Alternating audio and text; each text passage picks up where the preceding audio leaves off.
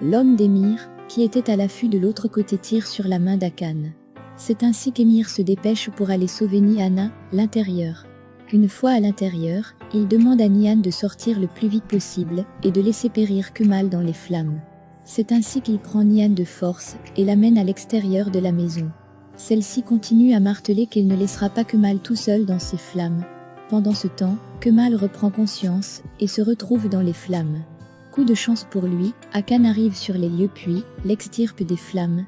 Une fois à l'extérieur, il tombe sur Émir. Kemal vient le retrouver et les deux ont une discussion terrible. Comme souvent, ils s'intimident mutuellement. Entre-temps, Nihan reçoit un coup de fil de sa mère. Cette dernière lui annonce la nouvelle selon laquelle sa tante Léla s'est fait tirer dessus et que son état est critique.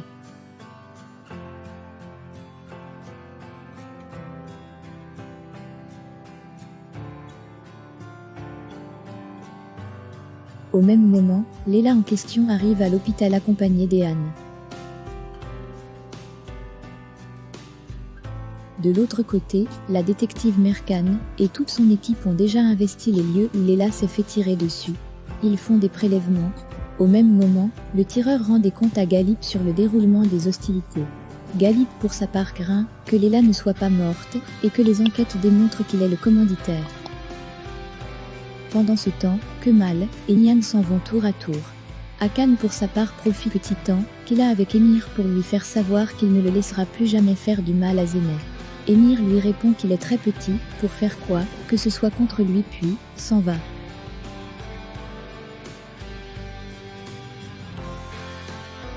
Quelques heures après, Émir s'en va retrouver son père Galip. Les deux causent et Émir le reproche, une fois de plus d'avoir pris la décision de tuer Léla sans lui en informer.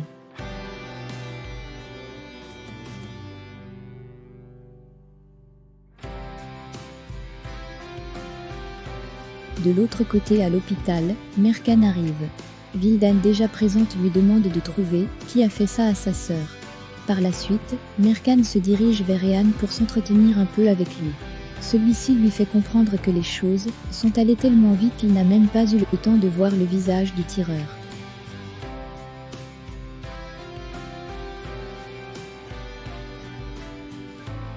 Chemin faisant, Kemal et Nihan arrivent. Pendant qu'Ehan leur explique que Léla est en chirurgie, Émir arrive à son tour.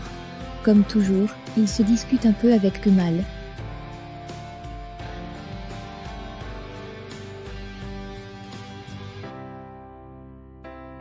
Par la suite, Kemal et Ehan se retirent pour causer. C'est ainsi qu'Ehan fait savoir à celui-ci qu'il est convaincu que c'est soit Émir, ou alors son père qui a fait ça à Léla, et qu'il se promet de trouver les coupables de lui-même, et de le punir comme il se doit. Pendant ce temps, Merkan s'entretient avec Nihan et Vildan. Leur fait savoir qu'après sa conversation avec Ehan, elle est presque convaincue que ce dernier sait des choses, mais ne veut pas parler. Nihan pour sa part lui fait savoir qu'elle soupçonne, elle aussi Émir car dit-elle, ce dernier a essayé de tuer Kemal tout à l'heure en brûlant leur maison. Par la suite, elle demande à Merkan de protéger Kemal d'Émir.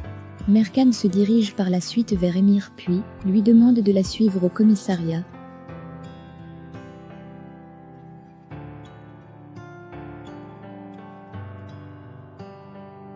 Le lendemain matin, toutes les personnes proches de Léla sont à l'hôpital quand le médecin arrive puis leur fait savoir que le cas de Léla est très critique et qu'il faut attendre les 48 prochaines heures pour voir sa réaction.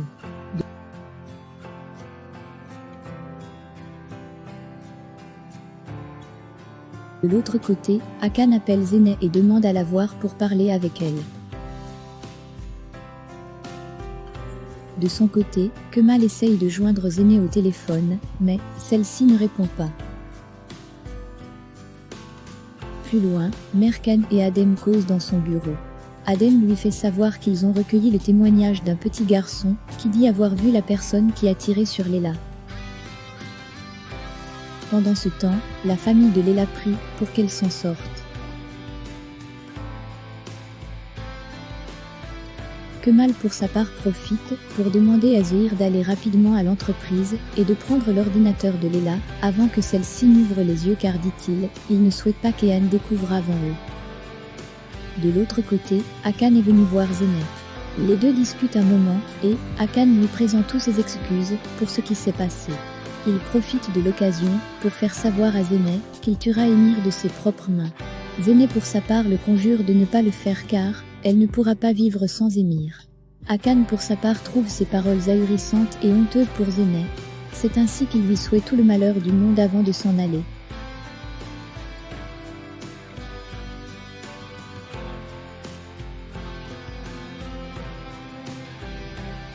De l'autre côté, Kemal et Nihan s'entretiennent quand Zohir et Bossek arrivent. Bossek examine la machine de Leila un instant puis leur fait savoir que Leila a fait des recherches sur une entreprise environnementale dernièrement et qu'il va localiser où se trouve cette entreprise. Pendant ce temps, Merkan interroge Émir. Elle lui demande de dire la vérité sur la tentative de meurtre de Leila et Kemal. Émir pour sa part lui fait savoir qu'il s'agit d'une simple calomnie puis déclare que celle-ci défend Kemal car elle est simplement amoureuse de lui. Merkan pour sa part lui fait savoir qu'elle doit le garder ici pour tentative de meurtre envers deux personnes.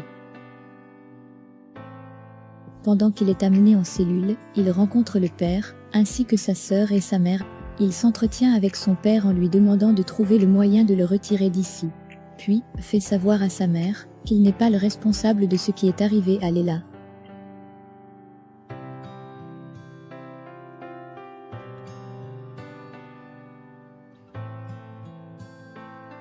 Entre-temps, Azu s'en va remettre les médicaments d'Émir à Merkan, et les deux femmes profitent pour discuter un moment.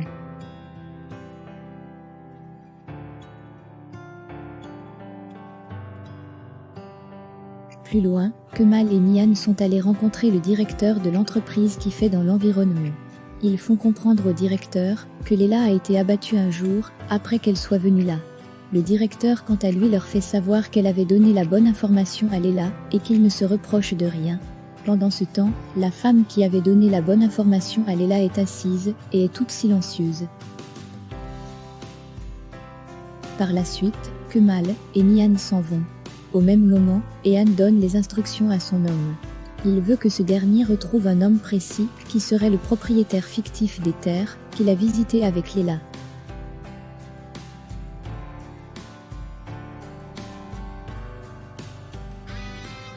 Plus loin, Galip est allé voir sa fille Azu.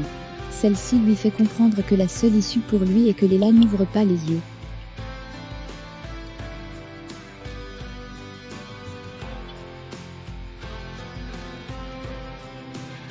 De l'autre côté, Zeynep reçoit un coup de fil de la part de Tariq. Les deux causent et Zeynep lui annonce qu'elle ne s'est plus mariée avec Akan et qu'elle compte épouser Émir avant la naissance de son enfant.